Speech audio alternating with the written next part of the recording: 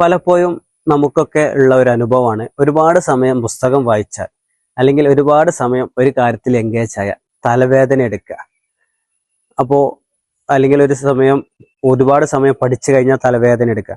അപ്പോൾ പലപ്പോഴും നമ്മളൊക്കെ പറയാറുണ്ട് തലയിലെ കോശങ്ങൾ വളരുന്നതാണ്, കോശങ്ങൾ അതിൻ്റെ ഉള്ളറകൾ തുറക്കുന്നത് കൊണ്ടാണ് തലവേദന എടുക്കുന്നത്, അല്ലെങ്കിൽ പഠിച്ച കാര്യങ്ങൾ ഉള്ളിലേക്ക് കയറുന്നത് കൊണ്ടാണ് തലവേദന എടുക്കുന്നത്. പക്ഷെ ഞാനും ഇങ്ങനെയൊക്കെ തന്നെയായിരുന്നു ചിന്തിച്ചിരുന്നത്. ഒരുപാട് കാലം നമ്മളിങ്ങനെ പഠിക്കുമ്പോൾ നമ്മളെ തലയിലെ കോശങ്ങൾ നമ്മളെ ഒരുപാട് അറകൾ നിറഞ്ഞതാണ് ഈ നമ്മളെ തലച്ചോറ്. അപ്പോൾ ആ തലച്ചോറിന്റെ പുതിയ അറകൾ തുറക്കുന്നത് കൊണ്ടാണ് നമുക്ക് തലവേദന ഉണ്ടാകുന്നത് എന്നൊക്കെ ചിന്തിച്ചിരുന്നു. പക്ഷെ അത് ശാസ്ത്രീയമായിട്ട് അത് തെറ്റാണ് എന്നുള്ളത് നമുക്ക് ഇപ്പോൾ മനസ്സിലാവുന്നുണ്ട്.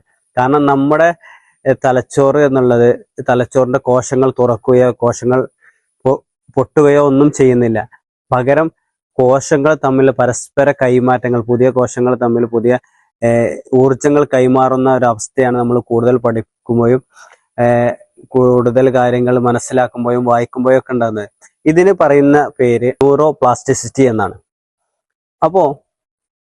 അപ്പോ തലവേദനക്ക് കാരണം എന്നുള്ളത് ഒന്ന് ശാരീരിക ക്ഷീണമാവാം, അല്ലെങ്കിൽ നമുക്ക് ഒരു ശരീരത്തിന് വെള്ളത്തിന്റെ കുറവ് വന്നതുകൊണ്ടാവാം, അങ്ങനെ പല കാരണങ്ങൾ കൊണ്ടാവും. അപ്പോൾ പഠിക്കുന്ന സമയത്തോ വായിക്കുന്ന സമയത്തോ നമുക്ക് കൂടുതൽ ക്ഷീണം വരികയാണെങ്കിൽ നമ്മൾ മനസ്സിലാക്കേണ്ടത് നമ്മളെ ശരീരം ക്ഷീണിച്ചിട്ടുണ്ട്. അപ്പോൾ ആ ക്ഷീണം അകറ്റാൻ ചിലപ്പോൾ അല്പനേരം വിശ്രമിക്കേണ്ടി വരും, അല്ലെങ്കിൽ നല്ല വെള്ളം കുടിക്കേണ്ടി വരും, അല്ലെങ്കിൽ മറ്റു കാര്യങ്ങൾ ഒന്ന് എക്സസൈസ് ഒക്കെ ചെയ്യേണ്ടി വരും.